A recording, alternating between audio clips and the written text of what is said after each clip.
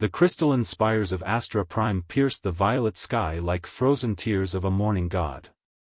Within the highest tower, Queen Valeria stood before the Genesis chamber, once the beating heart of Astrian civilization, now silent as a tomb. Her iridescent scales shimmered in the dim light as she placed her hand against the cold surface of the incubation pods. 300 years. That's how long it had been since the last successful Astrian birth. Their mighty empire, spanning 17 star systems, was dying not with a bang but with a whimper, their advanced technology and cultural achievements meaning nothing in the face of their species' terminal infertility. Valeria's antennae twitched as First Advisor Cathus approached. "My queen, the council awaits your presence." His voice carried the weight of centuries, each word measured and precise.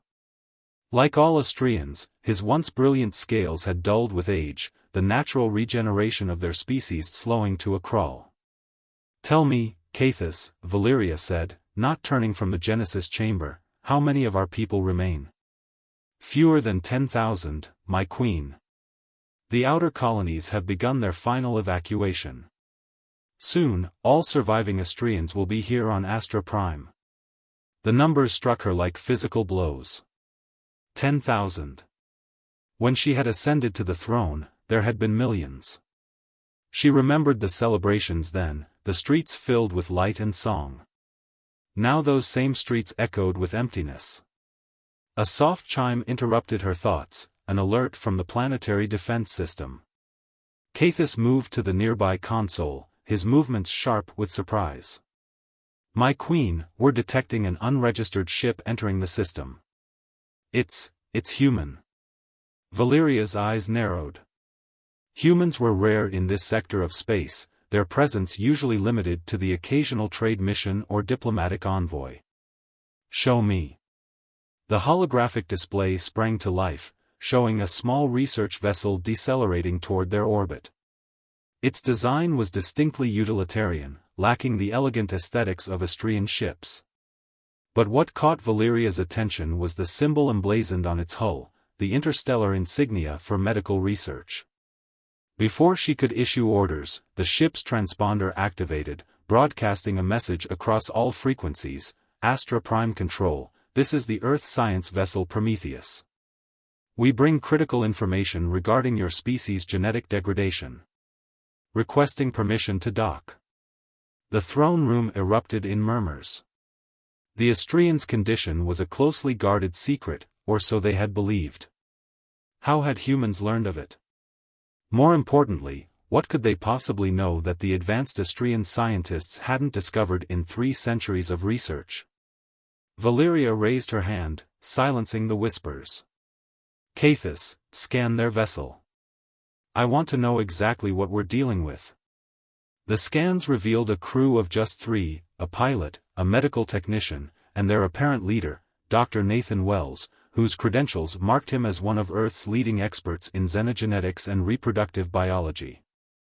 "My queen," Cathus protested, "allowing humans access to our sacred spaces, it goes against every tradition we hold dear." Valeria turned from the Genesis chamber, her full height impressive even by Astrian standards. "And what good are traditions to a dead species, First Advisor? We have spent 3 centuries watching our people fade. If these humans truly have information that could help us..." She let the thought hang unfinished. After a long moment, she made her decision. Grant them permission to dock.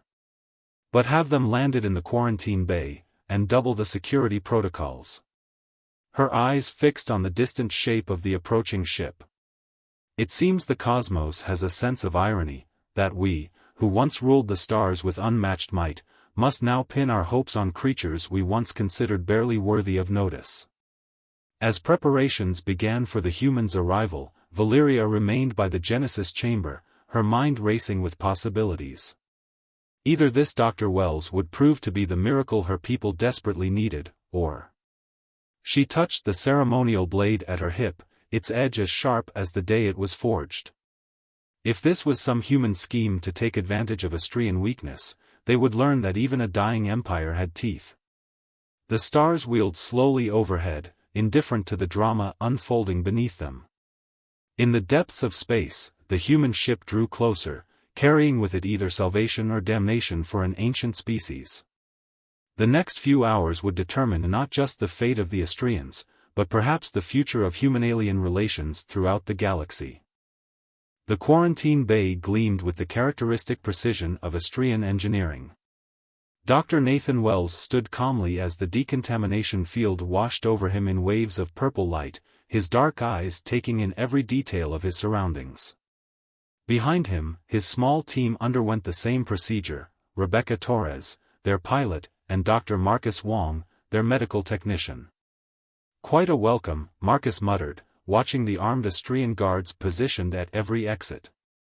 Their crystalline armor caught the light, making them look like living statues. Nathan merely nodded. After 15 years studying the Astrian genetic crisis from afar, he'd expected nothing less. The fact that they'd been allowed to land at all was already more than he'd dared hope for.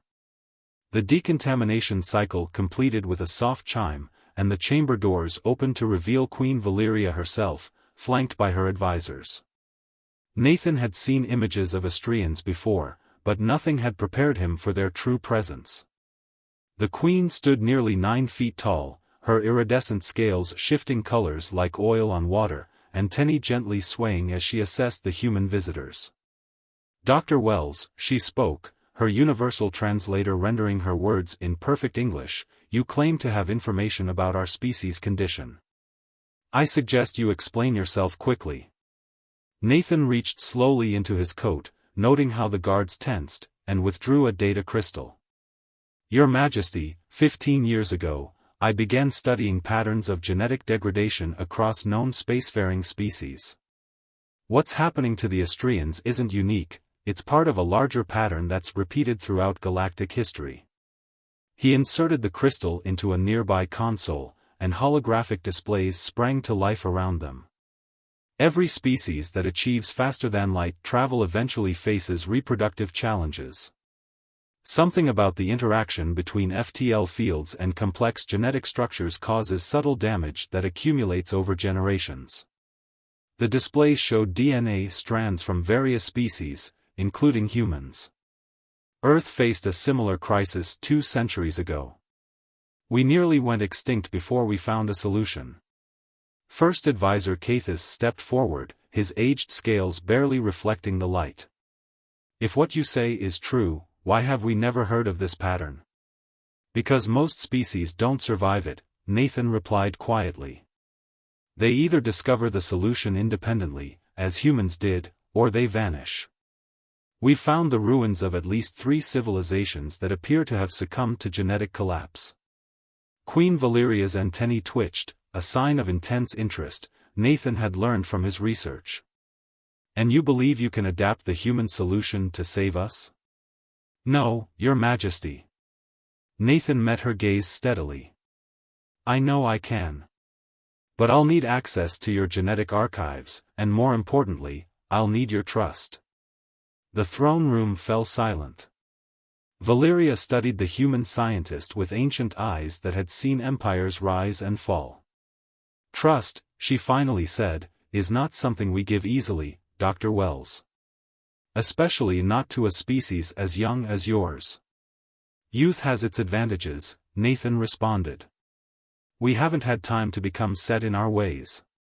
Sometimes fresh eyes see solutions that experience misses." A sound like crystalline wind chimes filled the air, Astrian laughter, Nathan realized with surprise. The Queen was actually amused by his boldness. "Very well, Dr. Wells. You shall have your chance. But understand this, if you fail, if this proves to be some human deception, the consequences will be severe." Nathan bowed slightly. "I understand completely, Your Majesty. When can we begin?" "Immediately." She gestured, and several scientific advisors stepped forward. "Our finest minds will assist you. But they will also watch you closely." As Nathan and his team were led toward the research facilities, Rebecca whispered, "Did you really expect them to trust us that easily?" "No," Nathan murmured back. But trust isn't built in a day. We just need to prove ourselves one step at a time. The real work was about to begin. Nathan knew the solution that had saved humanity wouldn't work directly for the Astrians, their genetic structure was too different. But hidden in their DNA was a key that could unlock their salvation. He just had to find it before time ran out for their species.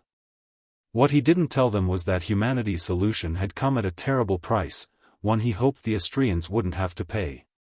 As they entered the vast genetic archives, Nathan silently prayed he could find a better way. Because if he couldn't, the cure might prove as devastating as the disease. Red warning lights pulsed through the cavernous halls of the Astrian Research Institute, their crimson glow reflecting off the crystalline walls in hypnotic patterns. Dr. Nathan Wells stood before the central genetics console, his fingers flying over the holographic interface as streams of data cascaded around him. 3 weeks of non-stop work had led to this moment, a breakthrough that could save an entire civilization. If only he could get them to believe him. The genetic corruption isn't random, he explained to senior geneticist Rilith, whose iridescent scales shimmered with barely contained excitement. Look at this sequence pattern. It's like a signature, repeating across generations. The tall Astrian leaned closer, her antennae twitching as she processed the information. But that would mean... Yes, Nathan interrupted, expanding a particularly complex DNA strand in the holographic display. The infertility crisis wasn't just bad luck. Something triggered it, something related to your species' early experiments with faster-than-light travel. Deep in the bowels of the Research Institute, ancient machines hummed as they processed centuries of genetic data. The Astrians had been meticulous in documenting their species' decline, recording every failed birth, every genetic mutation, every desperate attempt at a cure. But they had been looking in the wrong place. Rebecca Torres, Nathan's pilot and longtime friend, burst into the lab, her dark hair wild and her expression grave. "Nathan, we have a problem. Someone's been monitoring our transmissions." Before Nathan could respond, the massive doors to the laboratory slid open with a hydraulic hiss. Queen Valeria entered, her towering form made more imposing by her ceremonial armor. First Advisor Cathis skulked behind her like a shadow, his aged scales dulled by centuries of life. Dr. Wells, the Queen's voice carried the weight of her entire species' future. "Our security systems have detected unauthorized communications from your vessel. Explain yourself." Nathan's heart raced, but he kept his voice steady. "Your Majesty, those transmissions were standard research protocols. We're required to document our findings with the Earth Science Council. It's how we ensure our research is ethical and..." "Lies." Cathis spat, moving from behind the Queen. "We decoded part of the transmissions. You're sending detailed scans of our genetic structure off-world." Rilith stepped forward, her tall form casting a shadow over the aging advisor. "First Advisor, Dr. Wells has made more progress in 3 weeks than we have in centuries.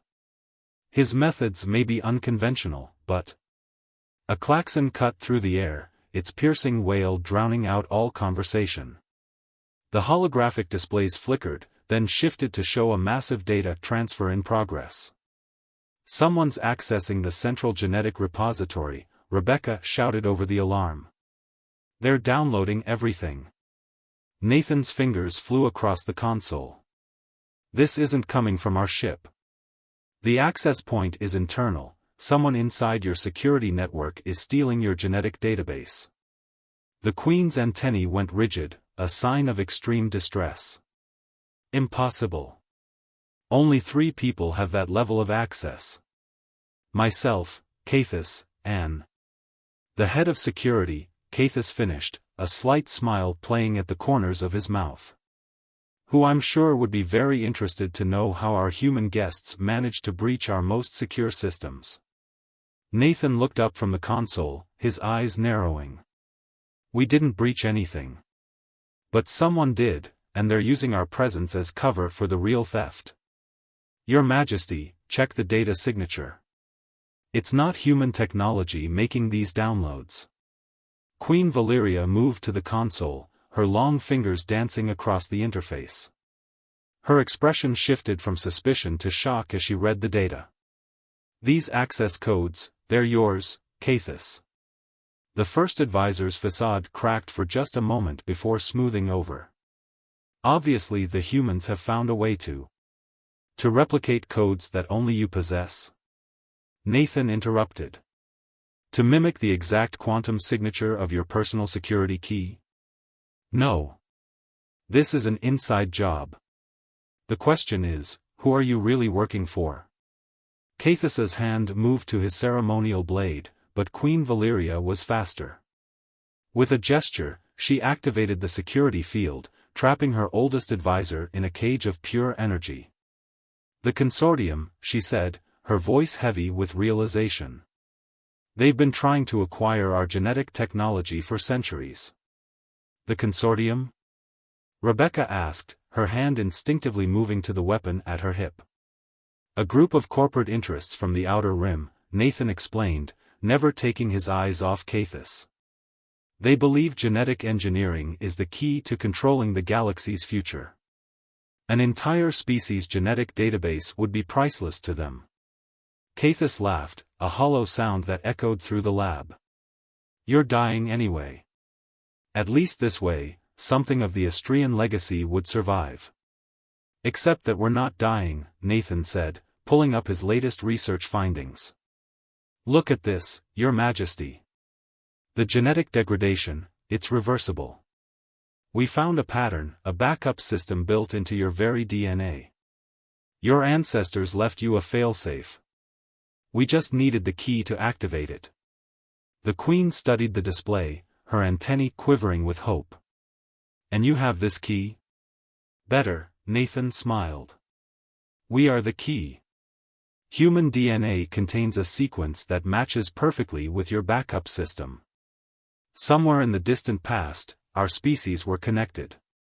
We're not just random aliens showing up to help, we're carrying a piece of your genetic heritage.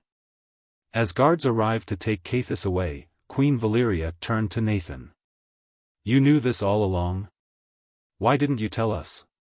Because I needed to be certain, he replied. And because sometimes the hardest part of helping isn't finding the solution, it's getting people to trust that solution when it comes from somewhere they never expected. The alarms finally fell silent, leaving the lab in an eerie quiet. Outside, the first light of dawn was breaking over Astra Prime's crystalline spires. A new day was beginning, one that might mark either the end of a civilization or its rebirth. Trust, the Queen said softly, must be earned. She straightened to her full height, her scales catching the morning light. You have earned it, Dr. Wells. Now, show us how to save our people. The Genesis chamber thrummed with power for the first time in centuries. Streams of bioluminescent fluid pulsed through transparent conduits, bathing the vast chamber in an ethereal blue glow. Dr. Nathan Wells stood before the central control panel, dark circles under his eyes betraying weeks of sleepless nights, while Queen Valeria watched from her ceremonial platform above. The genetic resequencing is at 90%, Nathan announced, his voice echoing in the cathedral-like space. The backup system is responding exactly as we predicted. Rebecca Torres monitored another set of displays, her fingers dancing across holographic readouts. Cellular stability is holding. The human DNA sequences are integrating perfectly with the Astrian genetic template. But not everyone shared their enthusiasm. A group of Astrian elders had gathered at the chamber's entrance, their aged scales dulled by time and worry. Even with Cathus's betrayal exposed, opposition to the human intervention remained strong. My queen, Elder Voss stepped forward, his voice trembling with emotion. This is sacrilege. To mix our pure bloodline with human genetics, it goes against everything our ancestors built. Valeria's antennae twitched in irritation. Our ancestors, Elder Voss, apparently had no such reservations. Or have you forgotten what Dr. Wells discovered? The discovery had shaken the very foundations of Astrian society. Hidden in their genetic code was irrefutable proof that humans and Astrians had crossed paths before, tens of thousands of years ago. More than that, they had cooperated, shared knowledge, perhaps even. The genetic markers don't lie, Nathan said, turning from his console. Your ancestors faced a similar crisis. They solved it by incorporating specific human genetic sequences into their DNA. What we're doing now isn't pollution, it's restoration. And what of the price? Elder Voss demanded. Do you think we haven't noticed how you flinch every time someone mentions Earth's solution to their own genetic crisis? What aren't you telling us, human? Nathan's hands stilled over the controls. The moment he dreaded had arrived. He looked up at Queen Valeria, seeing the same question in her ancient eyes. Earth's solution worked, he said finally. But it came with consequences. The genetic modifications that saved humanity also changed us. Enhanced regeneration, extended lifespans, increased adaptive capability, gifts that helped us survive, but also marked us as different. Some say it made us less human. And this solution you offer us, Valeria's voice was soft but carried to every corner of the chamber, will it change what we are? No, Your Majesty. That's what makes your ancestors' work so brilliant. They found a way to incorporate human genetic stability without fundamental changes to Astrian biology. We're not rewriting your genetic code, we're activating failsafes that were built into it millennia ago. A soft chime interrupted them, the genetic resequencing had reached 95%. In the incubation pods that lined the chamber walls, the first batch of modified embryos pulsed with new life. Suddenly, alarms blared through the complex. Marcus Wong's voice crackled over the comm system, Nathan, we've got incoming. Consortium ships just dropped out of FTL at the system's edge. How many? Rebecca demanded, already moving to the defensive controls. At least 6 heavy cruisers. They're on an attack vector. Queen Valeria's scales flickered with rage. Cathus. He must have sent them our location before we caught him. The genetic resequencing isn't complete, Nathan said, his fingers flying over the controls.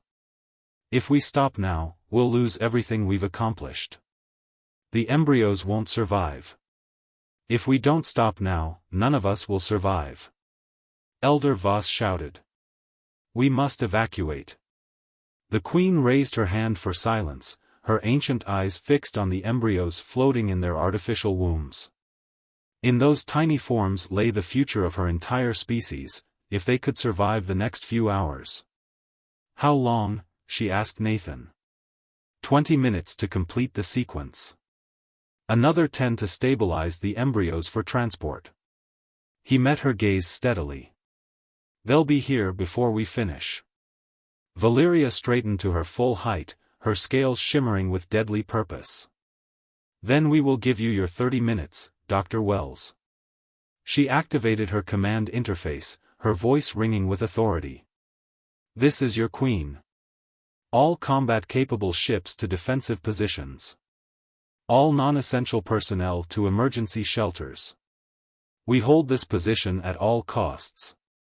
She turned to Nathan, and for the first time, he saw something like warmth in her ancient eyes. Finish your work, Dr. Wells. We will protect you. As klaxons wailed and the sounds of battle preparation echoed through the complex, Nathan turned back to his controls.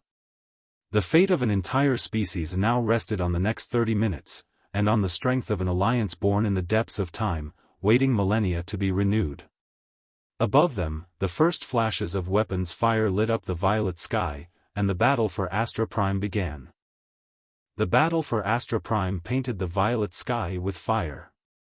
Consortium warships clashed with Astrian defenders in a deadly dance, their energy weapons carving bright paths through space. Inside the Genesis chamber, Dr. Nathan Wells worked frantically at his console, every second precious as the genetic resequencing entered its final phase. 15 minutes to completion, he announced, his voice steady despite the occasional tremors that shook the chamber. Above, Queen Valeria coordinated the defense from her command platform, her tall form illuminated by dozens of tactical displays. Shields at 60%, Rebecca reported from her station.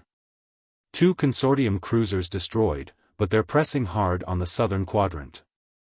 Marcus burst into the chamber, medical kit slung over his shoulder. The civilian shelters are sealed. But we've got another problem, the consortium isn't just trying to destroy us. They're sending in boarding parties. The Queen's antennae twitched in recognition. They still want our genetic database. Even now, they think they can steal our future. She turned to her guard captain. Deploy the palace guard. No invaders reached this chamber. A massive explosion rocked the complex, closer this time. Warning lights flashed as dust rained from the ancient ceiling. Nathan checked his readings, heart racing. The embryos in their incubation pods pulsed with increasingly stable life signs, but they were desperately vulnerable. One direct hit to the chamber, one power fluctuation. 10 minutes, he called out. The cellular reconstruction is almost complete. Rebecca's console erupted in alerts. Multiple breaches in the outer defenses. They're inside the complex. The sound of weapons fire echoed through the corridors outside, growing closer. Queen Valeria descended from her platform, drawing her ceremonial blade. Its crystalline edge hummed with energy.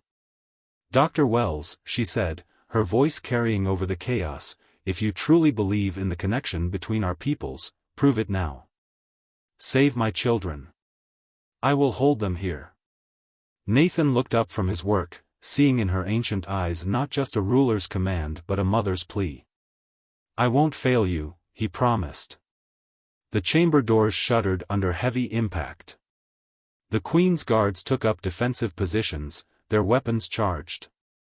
Rebecca and Marcus moved to support them, while Nathan turned back to his console, fingers flying over the controls. The doors burst inward. Consortium troops in sleek black armor poured through, weapons blazing. The air filled with the scream of energy weapons and the crystalline song of Astrian blades. 5 minutes. Nathan shouted over the battle. The genetic resequencing was entering its most delicate phase. Any interruption now would be catastrophic.